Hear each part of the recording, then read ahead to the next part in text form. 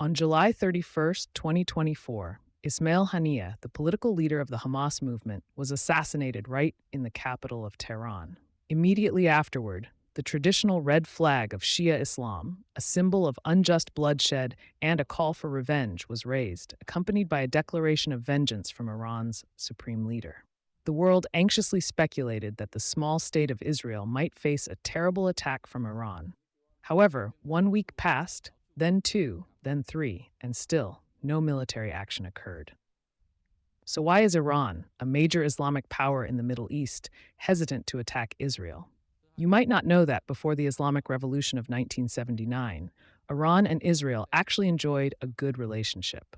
However, after the revolution, everything changed completely. The new government in Tehran, led by Supreme Leader Khomeini, believed they needed to oppose the major powers and their regional allies, with Israel and the US being seen as Islam's top enemies. Iran also began supporting armed groups opposing Israel and US allies, such as Hamas, Hezbollah, and various groups in Syria, Iraq, Lebanon, and Yemen. In response, Israel and the US have carried out several assassinations of scientists and military figures associated with Iran's nuclear program. This tense relationship has only become more severe, especially after the recent Hamas attack on Israel. On October 2023, Israel launched a series of airstrikes and ground offensives into the Gaza Strip, followed by attacks targeting Iran and its proxy forces such as Hezbollah and the Houthis. Just a few months earlier, in April 2024, Iran conducted a drone attack on Israel in retaliation for an Israeli strike on Iran's diplomatic facilities in Damascus, Syria. Tensions between the two sides escalated further, especially after the assassination of Ismail Haniyeh, the political leader of Hamas, in July 2024. Although Tehran has declared that it would respond forcefully, Iran has yet to take any decisive military action against Israel. The most notable response came from Hezbollah, which attacked Israel in August 2024, leading to retaliatory airstrikes by Israel on Lebanon. Hezbollah later announced that it had completed its retaliation and transferred the responsibility of further response to Iran. However, Iran has several reasons for delaying an attack on Israel. One of the main factors is the concern over US and allied intervention, as Washington has repeatedly stated that it will protect Israel from any threats. Additionally, Iran is currently facing severe internal challenges.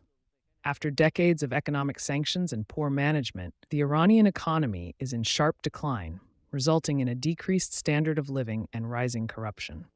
Various disgruntled groups within the country have exploited this situation to incite unrest, such as the Jaish al-Adl group, which attacked police forces in cities, further intensifying instability. In this context, initiating a large-scale conflict with Israel could be too risky a gamble for Tehran at this time. At the same time, Iran is currently facing domestic discontent and conflicts between political factions, further complicating the internal situation. Militarily, Iran's air force has a large size with 37,000 personnel, but lacks modern aircraft. They primarily operate Su-24 attack aircraft, MiG-29 fighters, and F-14s, while the F-4 and F-5 aircraft are outdated and no longer meet modern combat requirements. In terms of air defense, Iran possesses some advanced systems, like the Russian-supplied S-300, as well as domestically produced systems like the Bavar 373 and Khordad, which have long-range attack capabilities. They also have medium and short-range missiles, forming a multi-layered defense system. However, Iran's most significant weakness lies in its electronic warfare and information security capabilities, which are inferior to its adversaries. Despite having a strong hacker force, Iran remains vulnerable to cyber attacks. Israel has repeatedly carried out cyber attacks, stealing information, sabotaging nuclear facilities, and even assassinating Iranian scientists using remotely controlled weapons. Israel once launched quadcopter drones loaded with explosives into Iran's military facilities, blowing up a gas pipeline. Recently, Israel also attacked Iran's long-range S-300 air defense system after disabling its radar. This wasn't the first time Israel successfully carried out such strikes. Despite Iran's thorough preparations, Israel's military capabilities still proved to be superior. However, compared to the US and the UK, Israel's strong allies, Israel's capabilities remain limited.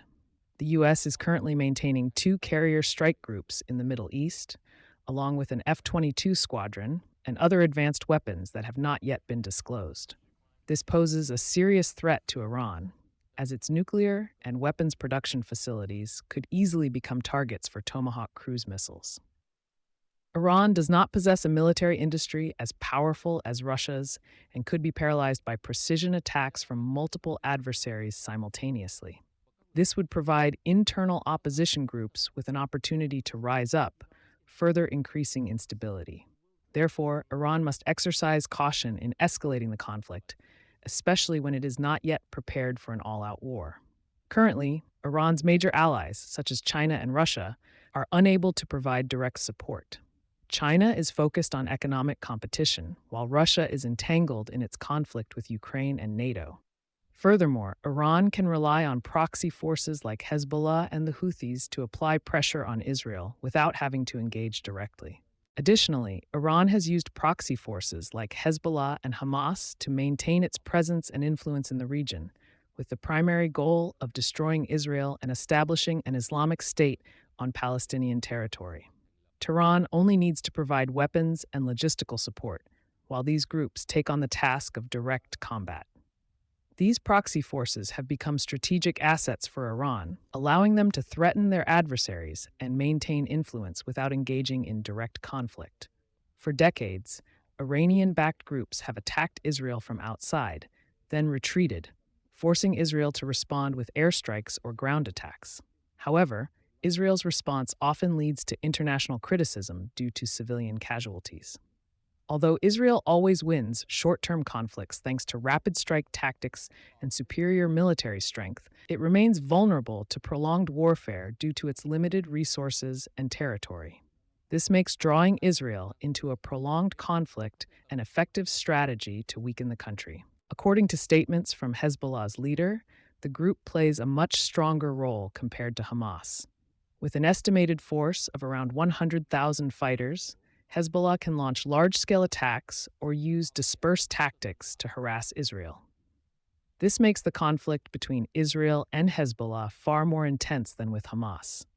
Through its support for both these forces, Iran can maintain prolonged pressure on Israel without directly engaging in the conflict. However, after Hamas's attack on October 7, 2023, Iran was compelled to act more openly in supporting these forces. This puts Iran at risk of an unwanted war just to maintain its national prestige and honor. If Iran retaliates, it could trigger a regional conflict with costs in human lives and resources that far exceed the benefits. While Iran may engage in negotiations or carry out retaliatory actions, it is also cautious about entering a multi-front war with Israel, especially given the potential for U.S. intervention.